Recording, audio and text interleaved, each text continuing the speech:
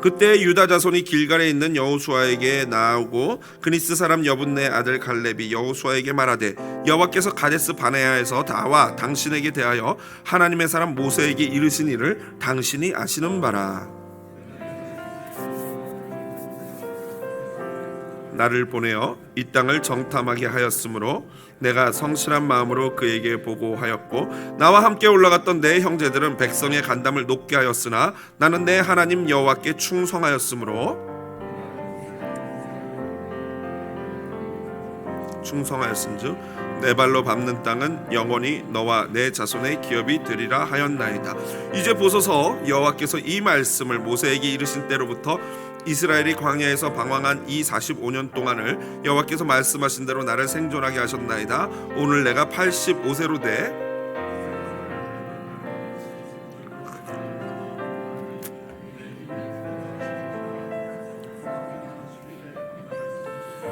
그날에 여호와께서 말씀하신 이 산지를 지금 내게 주소서. 당신도 그날에 들으셨거니와 그곳에는 아낙 사람이 있고 그 성읍들은 크고 견고할지라도 여호와께서 나와 함께 하시면 내가 여호와께서 말씀하신 대로 그들을 쫓아내리이다 하니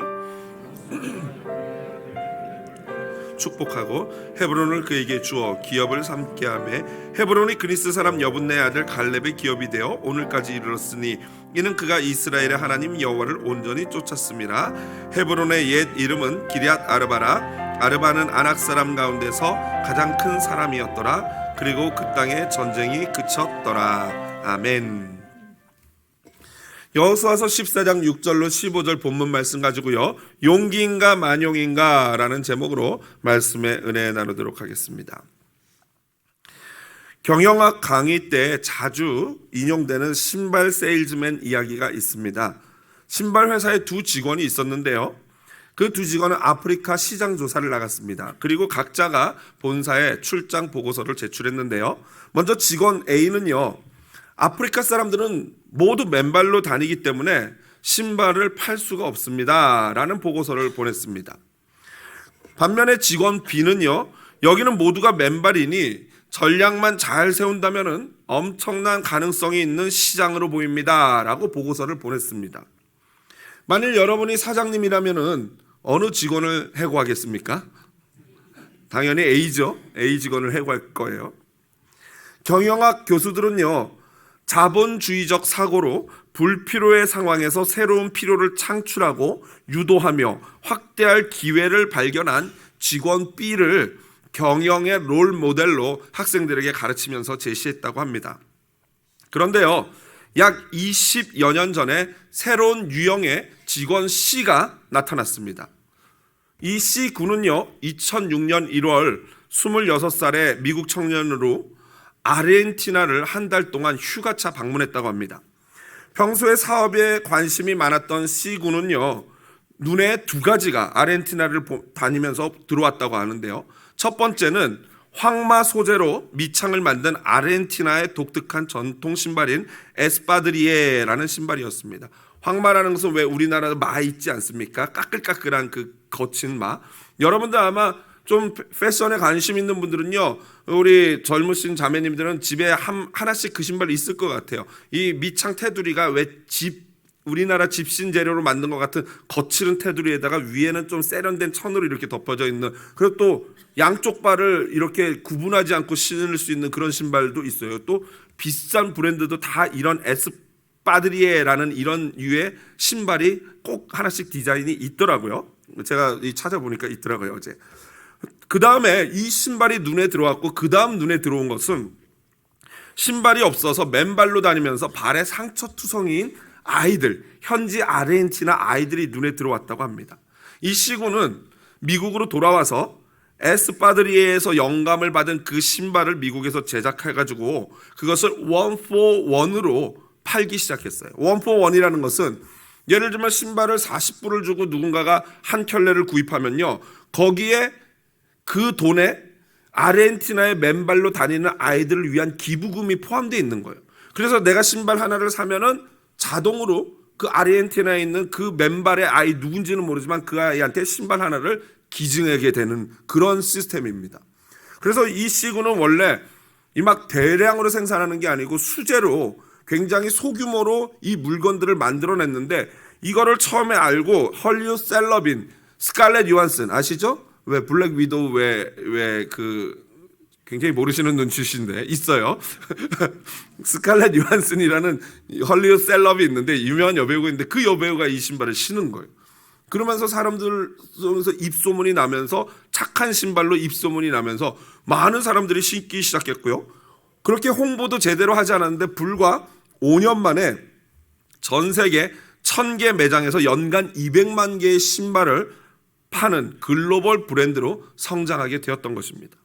이 착한 시구는요, 바로 신발 회사인 탐스의 설립자인 블레이크 마이코스키라는 사람입니다. 여러분 아마 자녀 젊은 딸 있는 어르신들이나 젊은 패션에 감각이 있는 분들은 집에 저런 로고의 신발 하나쯤은 있을 것 같아요. 저도 저희 집에서 본 것 같기도 하고 그런데요. 예. 현재까지 이 탐스는요 8,800만 켤레나 그 8,800만 켤레 이상의 신발을 그 아르헨티나나 그 신발이 없는 그런 아이들한테 기증을 했다고 합니다. 물론 이것을 반박하고 이것을 지적하는 분들도 있어요. 비판하는 분들이 있어요. 어떻게 비판하냐면 이렇게 그냥 기증을 하면은 현지 기업 업체들을 죽이는 행위다라고 지적하기도 해요. 일리는 있는 것 같아요.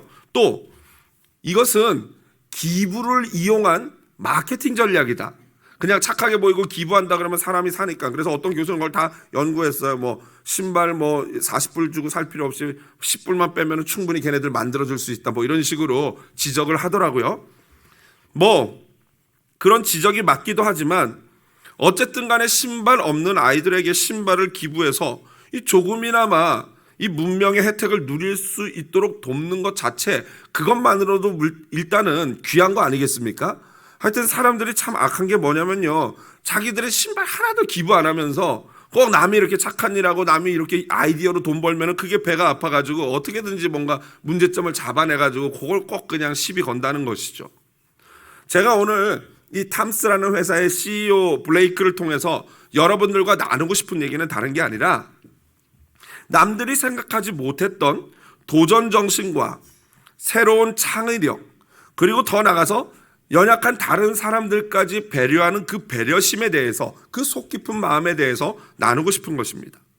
오늘 본문에도요 C군과 같은 인물이 등장합니다. 바로 갈렙입니다. 갈렙. 이 갈렙이라는 이름은요 요즘 미국 젊은 부부들 사이에서 꽤 유행하는 이름 중에 하나라고 합니다. 누군가가 저보고 그럼 목사님이 통계를 내봤습니까? 라고 물어본다면 아니요, 그러지는 않은데요. 조사해 보지는 않았는데 제가 저기 LA 쪽에 있을 때 제 주변에도 케일럽이라는 영어 이름을 많이 갖고 있었고 또 많은 미국 가정에서 젊은 가정이 굉장히 선호하는 그런 이름이라고 들었습니다. 왜 그렇겠습니까? 분명히 이유가 있겠죠. 그 이유가 바로 오늘 본문에서 찾아볼 수 있습니다. 이제 가나안 정복 전쟁이 끝나고 요단강 서쪽, 요단강이 이렇게 가운데 흐르면 동쪽은 이미 두 지파 반, 므낫세 반 지파와 이런 지파들이 차지했다고 말씀을 드렸고, 이제 요단강 서쪽, 그러니까 지중해와 여기 지중해 바다가 있고 요단강을 해서 그 지역을 점령했고 그것을 나누는 9개 반 지파가 분배하는 일을 합니다. 그런데 이 사건은 이 두 가지로 해석할 수 있는데, 실제로 이미 여호수아가 땅을 다 정복했는데 왜 또 갈렙이 안악자손을 쫓아내야 됩니까? 라는 이 질문이 있을 수 있는데요. 두 가지로 해석할 수 있어요.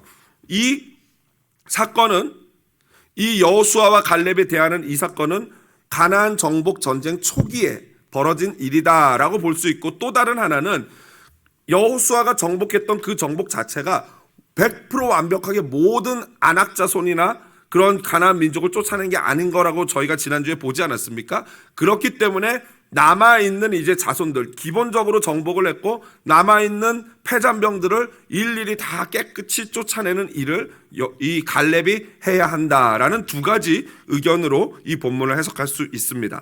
여하튼 중요한 것은요, 아직도 쫓아내야 될 가나안 족속들이 남아있고 점령해야 될 성읍들이 많이 남아있다는 사실입니다. 그리고 또한 이 여호수아서가 100% 연대기적 순서로 돼 있지 않아요. 다시 말해서 시간적 흐름으로 무조건 돼 있지는 않다는 거예요. 대략적인 시간적 흐름으로 되어 있지만 100% 오늘날처럼 완벽하게 시간 1분 1초 단위로 맞춰서 기록된 것은 아니에요. 약간씩 섞여 있을 수도 있다는 것을 여러분 아셔야 합니다. 먼저 우리는 오늘 본문에서 갈렙이 어떤 사람인가에 대해서 좀 살펴보아야 합니다. 오늘 6절에 보니까 여호수아서 저자는요, 갈렙에 대해서 그니스 사람 여분네의 아들이다 라고 소개를 합니다. 그런데 여러분, 그니스 사람은요, 이미 가나안 땅에 거주하던 원주민 중에 한 족속으로 예전에 아브라함에게 하나님의 횃불 언약을 하실 때 이미 하나님께서 가나안 민족 중에서 쫓아내야 될 민족 중에 하나가 그니스다라고 말씀하셨어요. 여러분, 횃불 언약 기억하시죠? 아브라함이 하나님과 언약을 맺으면서 이 짐승들을 이렇게 가운데로 쪼개서 이렇게 펼쳐놓고 하나님이 오시기를 기다렸는데 하나님이 안 오셔서 막 솔개가 내리고 막 먹으려고 그러지 않습니까? 그때 막 솔개, 매를 쫓아내고 그러다가 밤이 되어서야 아브라함이 환상 가운데 횃불 화로가 나타나가지고 그 화로가 쪼개진 짐승 사이를 지나가면서 하나님이 아브라함과 언약을 맺습니다. 이게 바로 횃불 언약인데, 그때 하나님이 너희 자손이 애굽으로 들어갈 거고 400년이 지나서야 거기서 나올 것이다 라는 예언을 하셨어요. 그러면서 너희가 이제 거기서 나와서 가나안 땅, 내가 약속한 가나안 땅으로 갈 건데, 그때 가나안 땅에 이르렀을 때 쫓아내야 될 사람 중에 그니스 족속이 있다라고 말씀하시거든요. 그런데 갈렙이 바로 그 그니스 사람이래요.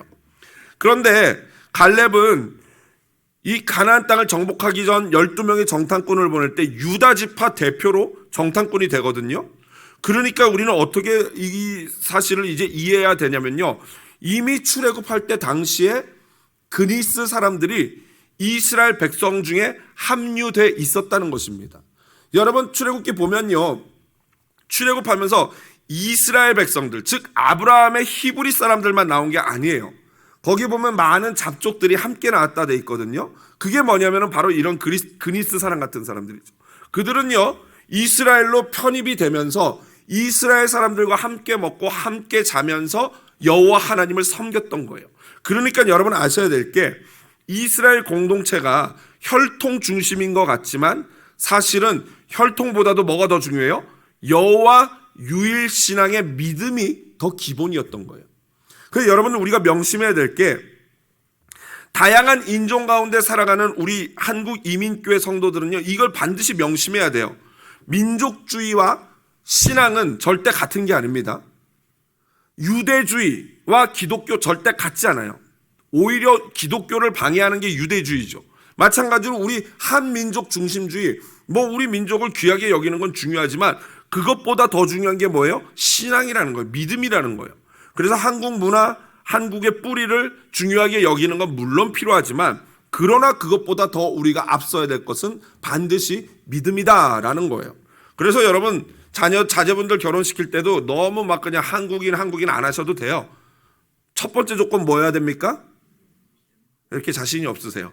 첫 번째 조건은 예뻐야지요. 이러면 안 돼요. 첫 번째 조건은 뭐예요? 믿음인 줄로 믿습니다. 아멘? 믿음이에요, 믿음. 여러분들 어머니, 아버님들 믿음만 보십시오. 걔가 뭐 까맣건 어떻건 믿음만 보세요. 저는 그래서 우리 아이들한테 그랬어요. 미국에 오면서 결심을 했어요. 얘들아, 아들이 남자만 데려오지 않고 딸이 여자만 데려오지 않으면 아빠는 누구든지 오케이다 라고 말했어요. 여러분, 그런 정도의 이 포용성을 갖고 계셔야 돼요. 믿음. 자, 그렇다면은 갈렙이 그런 사람인데, 그러면 가데스 바네아라는, 오늘 갈렙이 6절에서 가데스 바네아에서 나와 당신에게 약속한 모세 그 약속을 지키세요 라고 하는데, 그 약속이 무엇인가? 여러분, 가데스 바네아가 어딥니까? 출애굽한 이스라엘 백성이 가나안 땅 들어가기 전에 거기 머물면서 주둔했던 곳이에요. 그러면서 12 정탐꾼을 뽑아서 40일 동안 가나안 땅을 정탐하게 하면서 머물렀던 곳이 바로 가데스 바네아죠. 12명의 정탐꾼은 40일을 정탐을 하고 와서 보고를 하죠. 뭐라고 보고합니까? 가나안 땅에 가봤더니요, 모세님, 가나안 땅에 가봤더니 젖과 꿀이 흐르는 땅 맞습니다. 저희가 가져온 포도를 보세요 하고 포도를 보여주는데, 얼마나 포도송이가 큰지 이 두 장정이 어깨에다 이렇게 궤를 해가지고 포도를 거기다 걸쳐서 들고 와야 될 정도로 포도가 컸어요. 풍성했어요.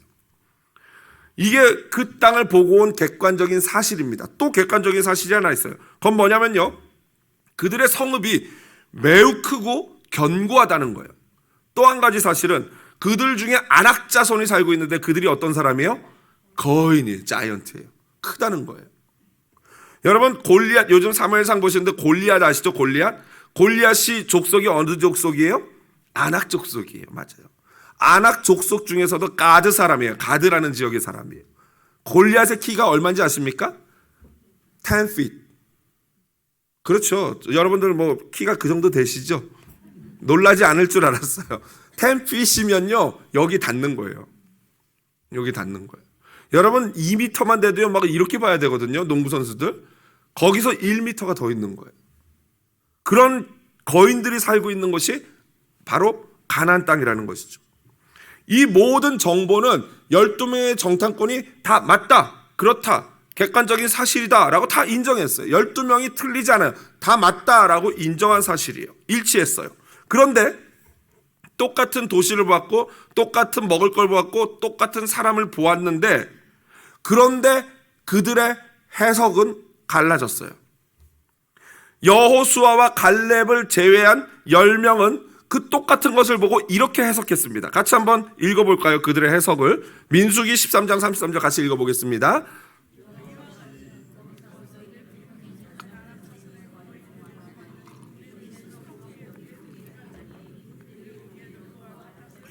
똑같은 것을 봤는데 10명의 정탐꾼은 아낙 자손의 거인들을 봤더니 우리는 스스로 메뚜기 같습니다 라고 해석을 했어요. 그 다음 여러분 어떤 일이 벌어진지 아시죠? 이들의 이 악한 보고를 들은 사람들은요, 모든 백성이 밤새도록 울었어요. 울며 불며 땅을 치면서 통곡을 했어요. 그러면서 뭐라고 말했냐면요, 남자들이 말하기를, 우리 남자들은 다 죽을 거고 이제 가나안 사람들한테 우리 아내와 아이들은 그들의 포로로 잡혀갈 거다 꺼이꺼이 하면서 울었어요. 심지어 뭐라고 말했냐면요, 우리 죽기 전에 새로운 지휘관을 세워서 그를 따라서 다시 애굽으로 돌아가자라고 얘기했어요. 이 무슨 말입니까? 모세 죽이자는 얘기죠. 아론 죽이자는 얘기죠. 하지만 똑같은 객관적 사실을 보고 온 여호수아와 갈렙은 생각이 달랐어요. 민수기 14장 9절 같이 읽어보겠습니다. 또 그 땅 백성을 두려워하지 말라. 그들의 보호자는 그들에게서 떠났고 여호와는 우리와 함께 하시느니라. 그들을 두려워하지 말라. 아멘. 여러분, 여호수아와 갈렙의 말을 들은 이 똑같은 것을 봤지만 그 여호수아와 갈렙의 해석은 전혀 달랐어요. 그런데 문제는요, 여호수아와 갈렙의 해석을 백성들이 미워했어요. 그래서 어떻게 합니까? 여호수아와 갈렙을 어떻게 하려고 그러면 돌로 쳐 죽이려고 그랬어요. 너 일로 와, 잘 됐어, 너 죽어야겠다. 그때 만일 하나님이 그들의 진영에 나타나지 않았으면요, 그날 모세, 아론, 여호수아, 갈렙은 돌맞아 죽었어요. 그 위급한 상황에 하나님이 그 진영에 나타나십니다. 고공왕 하면서 막 구름 나오고 난리 났겠죠. 그냥 얼마나 두렵습니까? 백성들은 막 놀라 자빠지면 막 그냥 벌벌벌 떨었죠. 하나님의 이 임재는 두려우니까요. 그러고 나서 하나님이 심판하시죠. 여러분 결과를 잘 아실 것입니다. 여호수아와 갈렙을 제외하고는 20살 이상 성인 남녀는 단 한 사람도 제외 없이 가나안 땅에 들어갈 수 없다. 다 광야에서 죽는다라는 심판을 하십니다. 심지어 모세와 아론도 못 들어가죠. 그리고 그 선동에 넘어가서 불평하고 원망했던 그 모든 사람들이 40년 동안 광야 생활을 하면서 거기서 다 죽게 됐어요. 그런데 왜 40년이냐? 40일 동안 정탐을 한 정탐일을 하루당 1년으로 환산하셨어요. 그래서 40년을 광야에서 방황하게 하십니다. 그리고 그 기간 동안 원망하고 불평하고 하나님이 주신 좋은 것을 폄하했던 그 사람들은 다 죽었어요. 이것이 바로 잘못된 해석의 결과입니다. 여러분, 어쩜 똑같은 상황을 보면서도 이리도 다르게 해석을 할 수 있을까요? 앞서 신발을 판매하기 위해 시장 조사를 했던 두 직원 기억하시죠? 똑같은 시장을 보면서 전혀 다른 해석을 했습니다. 여러분, 정탐꾼을 보면서 10명과 2명이 똑같은 상황을 봤지만 전혀 반대되는 해석을 해요. 여러분, 이 모습에서 우리는 깨달을 수 있죠.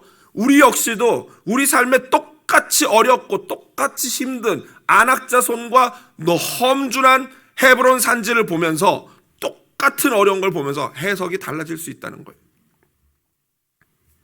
그래서 여러분, 신앙을요 간단히 정의하면요, 신앙은 해석입니다. 다 같이 뭐라고요? 신앙은 해석이다. 해석이에요. 신앙이 다른 게 아니에요. 똑같이 어려워요. 신앙이 있다고 안 어렵냐? 그렇지 않아요. 똑같은 어려움이 있어도요, 그것을 해석하는 게 완전 달라요. 아무리 힘들고 어려운 상황이 닥쳐도 그것을 하나님 안에서 어떻게 해석해내느냐, 이것이 우리 크리스찬의 정체성이고 이것이 바로 우리의 신앙인 것입니다. 저와 여러분은 어떻습니까? 우리 삶에 주어지는 상황을 여러분 어떻게 해석하십니까? 여러분 참 재밌는 게요, 가정이든 교회든 어떤 공동체든지요, 꼭 그 공동체 꼭 불평하고 원망하는 분 계십니까? 안 계십니까? 꼭 있어요. 신기하게도 꼭 불평하고 원망하는 분들이 어디 곳이나 있어요. 우리 집에도 있나요? 그런 사람들의 특징은 뭐냐면요, 늘 안 돼. 그렇죠? 이래서 안 되고 저래서 안 되고 뭐 이것 때문에 안 되고 저것 때문에 안 되고 늘 불평이고 불만이에요. 여러분, 제가 이민교회에서 제일 힘들었던 게 뭐냐면요, 이민교회는 무조건 안 된대요. 뭘 말하면 안 된대. 그게 안 된대요. 그래서 처음에 와보니까 구역 모임도 한 달에 한 번 하더라고요. 구역 모임을 한 달에 한 번. 여러분, 한 달에 한 번 구역 모임 하면 한 번 빠지면 두 달에 몇 번 봐요? 2달 만에 구역원이 한 번 보는 거예요. 그리고 모여서 막 말씀을 나누지도 않고 밥만 열심히 먹고 막 이렇게 헤어지고 그러시더라고요. 그래서 저는 문화 충격을 받았어요. 왜냐하면 제가 있던 한국 교회는요, 그 바쁜 한국 대한민국 남성들도요, 금요일날 밤 7시, 8시에 퇴근해가지고 어느 집에서 모여요. 모여가지고 그 바쁜 남성들이, 남자들이 또 이상하게 나이가 많아지면 말도 많아지시더라고요. 뭐 이렇게 얘기 나눌 게 많은지 남자들이 모여가지고 저건 하면서 막 있고 막 그냥, 그리고 나중에는 울면서 기도하고 이러더라고요. 여러분, 제가 이민교회니까 이민사회가 막 바쁘고 힘들고 그래서 안 된대요. 그래서 이민사회 가만히 보니까 진짜 바쁘고 힘드시더라고요. 막 아침에 나가서 막 몸 쓰는 일 하시고 하니까 한국에서 안 하시던 그런 일들 하니까 얼마나 피곤하고 힘드시겠냐고요. 근데 제가 있었던 한국에 가만히 보면 한국 남자들은 더 바쁘던데요. 아침 7시에 나가서 막 밤 9시, 8시에 퇴근하더라고요. 그럼 어디나 바쁜 건 마찬가지인데 똑같이 객관적이 힘든 건 어려운 건 맞는데 해석해내는 게 다르더라고요. 이런 분들은요, 그런 막 불평하고 막 그냥 뭐 이래서 안 되고 저래서 안 되고 막 이런 분들 옆에 있으면요, 어떻게 돼요? 간담이 녹아내려요. 그러니까 여러분들의 건강을 위해서는요, 제가 경고드리는데 가능하면 그런 분들의 와는 거리를 약간 두세요. 안 그러면 간담이 녹는다니까요. 반면에 또 이런 분도 꼭 계세요. 언제나 긍정적이고 도전적이신 분, 여러분 집에 있어요, 없어요? 계세요. 우리 공동체에도 분명히 또 계셔요, 그런 분들이. 그런 분들은요, 다른 사람에게 막 소망을 줘요. 그분 옆에 있으면 막 기뻐지고 좋아요. 막 그냥 이렇게 시무룩했는데 그분이랑 얘기하면요, 어떻게 돼요? 되겠다? 되겠네? 이런 생각이 들어요. 왜요? 할 수 있어요, 목사님. 한번 해보면 되겠죠. 안 해봤지만 이렇게 하면 되지 않을까요? 이렇게 긍정적으로 에너지를 막 발산하는 거예요. 그런 분 옆에 계시면은 다른 분들도 다 기분이 좋아서 간담이 건강해지는 거예요.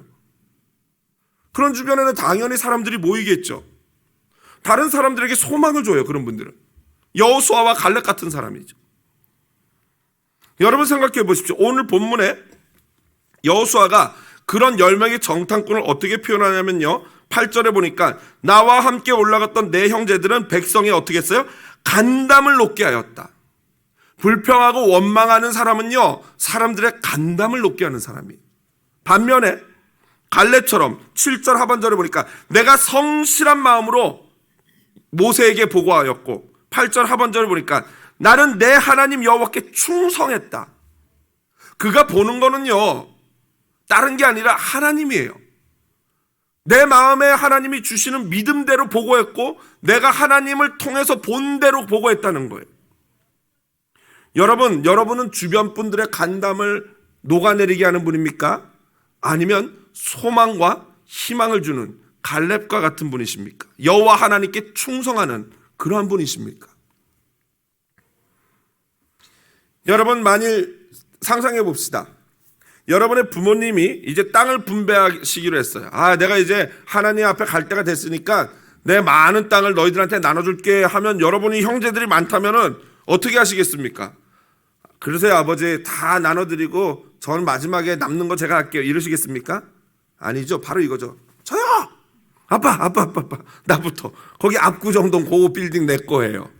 이러지 않겠습니까? 저라도 그럴 것 같아요. 아니면 아버지가 아버지가 워낙 이제 가부장적인 분이라 서열로 하려고 그러세요. 첫째부터 이렇게 나가려고 그래요. 그럼 뭐라고 제안할 겁니까? 저 같으면 이렇게 제안할 거예요. 아버지, 제비뽑기를 합시다. 제비뽑기. 왜요? 적어도 최악인 땅은 안 걸려야겠으니까. 내가 막내인데 최악인 땅이 나에게 오면 저기 어디 막 그냥 산골 이런 땅 오면 안 되잖아요. 그냥 제비뽑기 하자 그럴 것 같아요. 오늘 본문에도 보면은 이제 이스라엘 지파가 땅 분배를 하는데 갈렙이 제일 먼저 저요 하고 손을 들어요. 여호수아한테. 그래가지고 딱 갔어요. 근데 갈렙이 저요 하고 손 들면은 그걸 뭐라고 말할 사람이 있어요, 없어? 없어요. 갈렙이 제일 나이 많아요. 싸움도 제일 잘하고 온 땅 차지하는데 완전 살아있는 레전드예요. 솔직히 말 그대로 살아있는 레전드예요. 그러니까 갈렙이 손 들고 말하는데 누가 뭐라 그러겠어요. 다들 조마조마하면서 갈렙의 말에 귀를 기울이죠. 저분이 어떤 땅을 가질까. 그런데 갈렙이 뭐라 그래요? 웬걸? 헤브론 그리고 아낙 자손이 사는 그 헤브론 산지를 내게 주십시오. 사람들 대박 그러는 거예요. 왜요? 거기는 아무도 가기 싫은 곳이에요. 다 사는 사람들이 골리앗 같은 사람들 살고 있는데 거기를 어떻게 쳐들어가냐고요. 거기다가 험산 막 이런 험한 산지예요. 별로 땅 가치도 없어요. 그런데 왜 거기를 갖겠다 그러냐고요. 대박이죠. 아무래도 이 갈렙 할아버지가 이제 너무 연세가 드셔서 약간 이 판단력이 떨어지든가 아니면 너무 허세가 있어가지고 너무 만용 부리는 거 아닌가. 갈렙 연세가 지금 어떻게 되십니까? 85세세요. 여기 이 자리에 85세 넘는 분 몇 분 안 계세요. 그죠? 여러분 85세면요 이제 전쟁할 나이가 아니라 안락의자에 앉아서 이렇게 흔들흔들하면서 손주 안아줄 연세잖아요. 화단에 물 뿌릴 연세잖아요. 그런데 이 갈렙은요 광야 생활을 시작했던 40세부터 광야 생활 38년 그리고 가나안 정복전쟁 7년에서 총 45년 동안 자기가 기다려왔던 바로 그때가 되었다. 약속하셨던 그 헤브론 산지를 내게 주십시오라고 얘기하는 거예요. 그 가치 없는 땅을. 여러분 그러면서 뭐라고 갈렙이 자신 있게 말하냐면요 11절에 보니까 내가 영육간에 아직도 강건합니다 라고 얘기해요. 아직 충분히 힘이 남았다는 거예요. 이것이 진짜 사실일까요? 아니면은 이 노인의 이 만용일까요? 그런데 실제로 연세 있는 어르신들 보면 놀라운 일들이 있어요. 여러분 혹시 한국 방송 중에 생로병사 또는 특종 세상에 이런 일이 이런 거 보신 적 있으십니까? 가끔 가다 제가 그런 클립들을 보면요 상당히 유익하고 재미난 게 있는데 68세이신 이성우 씨라는 분이 계세요. 피아노 조율사인데 여기 불 꺼져 보시면 68세신데 복근 보세요. 내 남편이 68세다. 저는 68세가 아니라 이제 50세 초반인데 저는 식스팩이 아니라 원팩이에요. 에어백이죠. 거의 에어백. 근데 저분 보세요. 저기 여러분 지금 요 장면 있죠? 역기 밑에서 다리 들고 있는 거 저걸 뭐라 그러냐면요 드래곤 플래그라 그래요. 용깃발. 무슨 말이냐면요 저걸 이소룡 씨가 처음 고안해낸 복근 운동이래요. 여러분 누워서 다리만 한번 들어보세요. 다리 드는 것도 힘드실걸요? 그냥 펴가지고 이렇게 다리 들어 올리는 이 다리가 아니라 상체까지 같이 들어 올리는 거예요. 이거요 안 돼요. 안 돼요. 여기서 하실 수 있는 분 한번 이따 예배 끝나고 저 만나주세요. 없을걸요? 안 돼요. 70 노인이 하는 거예요 지금. 그런데 이게 산에 있는 헬스장인데 산스장이라고 아시죠? 산에 있는 헬스장 산스장 여기가 올라오는데 30분 걸려요. 근데 저분이 그 30분 걸리는 거리를 1시간 동안 오리걸음으로 올라오더라고요. 오리걸음으로 이러고 혼자서. 그리고 와서 이러고 있어요. 그리고 집에 가서 또 운동을 또 하더라고요. 왜 그런가 했더니 사연이 있어요. 와이프가 식물인간이 돼서 병원에 계시는데 그 와이프를 기다리면서 낫기를 기다리면서 와이프가 나서 오면은 내가 병수발 하려면 도와주려면은 내가 튼튼하지 않으면 못한다라고 하면서 그 목적을 가지고 저렇게 하시는 거예요. 이분은 68세죠. 더 있어요. 84세. 그 다음 볼까요? 84세 김영달 할아버지인데요. 예, 이분은요 22층 아파트를요 매일 5번씩 오르락 내리락 가서요. 여러분 22층 아파트 걸어 올라가 보셨어요? 엘리베이터 있죠. 그런데 일부러 계단을 오르시는데 물을 한 10리터 정도를 들고 올라가시더라고요. 일부러 가서 사오는 거예요. 10kg를 들고. 여러분 혹시 플랭크라는 거 아세요? 플랭크? 이거? 엎드려 뻗쳐 자세를요 이 손을 삼각형으로 만들어가지고 땅에다 딱 대고 엎드려 뻗쳐로 딱 있는 거예요. 여러분 이거 해보신 분 계세요? 1분 한번 해보세요. 60세 이상 중에 1분 하시고 오시는 분 다음 주에 제가 밥 사드릴게요.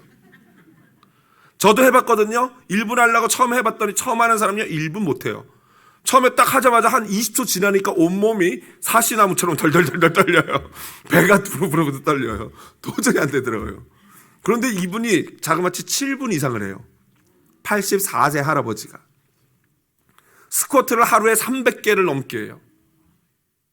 그 등을 보여주시는데 84세 할아버지가요 기립근이라고 척추가 있으면 척추 옆을 잡아주는 근육이 있는데 이게 약해지면 몸이 이렇게 휘어지고 꺾어지는데 그 기립근이요 얼마나 탄탄하게 딱 이렇게 쓰면은 뒤에 보면은 이 양쪽 척추가 가운데 쏙 들어가고 근육이 딱 튀어나와 있어요. 84세 갈렙 친구 여호수아 친구예요 이분이. 예, 이제 불 켜주셔도 되겠습니다. 그러니까 이런 분들 생각하면 갈렙도 관리만 잘했다면은 어느 정도 가능성이 있겠다라고 생각할 수 있죠. 하지만 여러분 갈렙이 가나안 땅의 가장 험한 지역 그리고 가장 강력한 안악 자손이 살고 있는 산지를 내게 주소서라고 말할 수 있었던 용기는요 자기의 건강을 과신했기 때문이 아니에요. 또 쓸데없는 허세 부리는 만용도 아니에요. 그가 그렇게 자신 있게 이 산지를 내게 주소서 외칠 수 있었던 이유는요 그의 고백을 통해서 발견할 수 있어요. 10절 한번 같이 읽어보겠습니다. 이 45년 동안을 여호와께서 말씀하신 대로 그는요 바로 이 생사화복을 주관하는 분이 누구라는 거예요? 여호와 하나님인 것을 알고 있는 거예요. 믿음이에요. 내가 지금까지 버텨올 수 있었던 거는 내가 잘나서가 아니라 누구 때문이에요? 여호와 하나님 때문이다. 또 12절 볼까요? 현실은 이래요. 그 다음 넘어가 보세요. 아니요, 거기요. 감사합니다. 현실은 이래요. 같이 한번 읽어보겠습니다. 그곳에는 안악 사람이 있고 그 성읍들은 크고 견고할지라도 현실은 이래요. 여러분 이거 우리 현실 아닙니까? 날마다 안악 사람이 우리 주변에 진치고 있어. 언제라도 우리를 공격하려고 그래요. 그리고 우리가 점령할 수 없는 크고 견고한 성읍들이 맨날 우리 주변에 있잖아요. 현실은 이거예요. 그런데 그의 믿음은 어떻습니까? 같이 읽어볼까요? 여호와께서 나와 함께 하시면 내가 여호와께서 말씀하신 대로 그들을 쫓아내리라. 아멘. 그렇습니다. 갈렙이요 현실을 판단하지 못하는 거기에 감각에 약간 문제가 생긴 그런 현실 감각이 떨어지는 그런 사람이 아니에요. 분명히 현실이 어떤지를 너무나도 정확하게 알고 있는 사람이라는 거예요. 현실은 이래요. 그러나 그가 근거 있는 자신감을 가질 수 있었던 이유가 뭐예요? 여호와 하나님께서 나와 함께 하시면 내가 그들을 쫓아낼 줄로 믿습니다. 아멘. 이게 믿음이에요, 여러분. 이게 똑같은 현실을 보면서 다른 것을 볼 수 있는 비결, 그게 바로 믿음의 눈인 것이죠. 헤브론처럼 험악한 인생을 긍정적으로 해석해낼 수 있는 비결은 믿음의 눈밖에 없어요. 여러분 교회 공동체는요 바로 이런 갈렙과 같은 사람들이 모인 곳이 교회입니다. 10명의 정탐꾼들이 모인 곳은 교회가 아니고 세상이죠. 여러분 교회 공동체는요 남들이 하기 싫어하는 일, 남들이 거기 가기 싫어, 너무 무서워, 힘들어, 이런 일들을 제가 하겠습니다. 손들고 스스로 나서서 먼저 하는 것, 이게 바로 교회고 그게 바로 성도, 갈렙과 같은 성도인 것이죠. 여러분 교회가 세상과 좀 달라야 하지 않겠습니까? 맨날 먼저 내 유익 취하려고 막 그냥 먼저 줄 서면 눈썹이 휘날리도록 막 달려가가지고 또 그렇다고 또 밥 먹을 때 서로 다 줄 안 서고 이러지 마시고요. 식사하실 때는 어르신들 먼저 이렇게 잘 배려하십시오. 여러분 남들이 하기 싫어하는 것 내가 먼저 손들고 할 수 있는 것, 그게 바로 성도인 거예요. 여러분 혹시 눈치 게임이라는 거 아세요? 장난감 중에 왜 시간 지나면 째깍 빵 터지면 이제 그 사람이 술래가 되는 그런 게임인데, 그 폭탄 같은 거를 서로 막 안 받으려고 막 서로 옮기고 이러잖아요. 그걸 눈치 게임이라 그러는데, 교회가 그런 곳이 돼서야 되겠습니까? 이 일은 가만히 보니까 너무 힘들 것 같아. 아니, 너 하다가 결국 돌아서 내가 하게 되는. 옆으로 전달 내가 하게 되는. 그래가지고 막 힘들어하고 막 이러는. 그게 교회에서 되겠냐고요. 어느 지파든지, 여러분 갈렙을 생각해 보십시오. 어느 지파든지 9개 반 지파 중에 한 지파는 헤브론을 서브해야 돼요. 섬겨야 되는 거예요. 그걸 차지해야 되는 거예요. 내가 하겠다는 거예요. 내가 85세 노인인 내가 험한 일 내가 하겠습니다. 주세요. 여러분 갈렙은 기득권 가지고 있었지만 가장 열악한 지역을 달라고 요청하고 내가 서브하겠다고 섬기겠다고 하는 거예요. 바로 이것이 진짜 믿음의 자세인 것이죠. 연약한 자들에게 양보하고 배려하고 내가 희생하고 이런 삶, 이게 바로 갈렙의 삶이었습니다. 말씀을 정리합니다. 갈렙은요, 우리 크리스천들이 추구해야 될 가장 이상적인 믿음과 열정, 배려심을 가진 영웅 중에 한 사람이죠. 그는 사람, 안악자손보다 하나님을 더 두려워하는 사람이었습니다. 하지만 하나님만 함께 한다면은 내 나이나 환경이나 그 어떤 것도 장애물이 될 수 없습니다 라는 사실을 몸소 보여준 사람입니다. 생각해 보십시오. 갈렙이 안악자손은 우리의 밥입니다 라고 외쳤던 게 몇십 년 전이에요? 자그마치 45년 전 외침이에요. 여러분 45년 전에 생각나세요? 여러분 우리가 비전을 품어도요, 한 10년만 지나면은 야 이거 아닌갑다, 그냥 내가 잘못 생각했는갑다 하고 그냥 포기하잖아요. 그런데 갈렙은요 45년 동안 그 비전을 어디 갖고 있었어요? 여기서 계속 타오르고 있었어요. 그러다 드디어 45년이 되고 때가 되니까 여호수아에게 주십시오. 그때 모세가 나에게 약속했던 그 비전 이제 이루겠습니다. 여러분 놀랍지 않습니까? 85세 노인이 이렇게 열정으로 활활 타오르는 거예요. 저는요 어제 설교 준비를 하면서 부담스럽더라고요. 이런 분 85세는 활활 타오르요. 막 젊은이들한테도 도전이 되고 너무 부담스러운 분인 거죠. 그러면서도 부럽더라고요. 우리는 이렇게 우리가 하나님 앞에 믿음을 가질 수 없을까? 우리는 갈렙과 같은 신앙을 가질 수는 없을까? 여러분 그가 정복한 헤브론 산지가 나중에 어떻게 되시는지 아십니까? 여호수아서 이제 20장에 가면은 제가 또 설명을 드리겠지만, 이스라엘에는요 이스라엘 전역에서 하루 이틀길이면 갈 수 있는 도피성을 만들어 놓습니다. 실수로 사람을 죽인 사람이 얼마든지 글로 도망가면요 대제사장이 죽을 때까지 나오지 않고 거기서 숨어 있으면은 그 보복을 할 수 없어요. 실수로 죽인 사람, 일부러 죽인 사람 말고요. 그 도피성이 그래서 굉장히 중요한 건데요, 그 도피성을 헤브론 지역에다가 지으라고 땅을 기증해요. 그러니까 갈렙이 나 잘 먹고 잘 살라고 그 땅 차지한 게 아니라 이스라엘 백성들에게 서비스하고 서브하고 혜택을 주려고 그 땅을 기증하는 거예요. 또 헤브론이 어떤 곳이 되냐면요, 나중에 다윗이 왕이 되지요. 다윗이 이스라엘 전체 통합 왕이 되기 전에는 남쪽에 유다와 베냐민 지파 두 지파만을 다스린 적이 있어요. 그때가 바로 7년인데 그 7년 동안 캐피탈이 어디냐면 바로 헤브론이었어요. 헤브론에서 다윗이 7년 동안 이스라엘을 다스리는 놀라운 영광의 땅이 되는 것입니다. 여러분 이 일이 누구로 통해서 벌어졌습니까? 바로 85세 한 노인의 믿음과 열정이 바로 공동체에게 이렇게 아름답게 쓰임을 받았던 것이죠. 저는 우리 한사랑교회가 이런 공동체 되기를 주님의 이름으로 축원드립니다.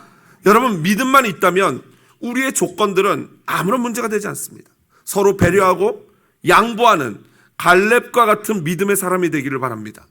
가장 험하고 어려운 것을 달라고 외칠 수 있는 믿음과 열정의 사람 되기를 주님의 이름으로 축복드립니다.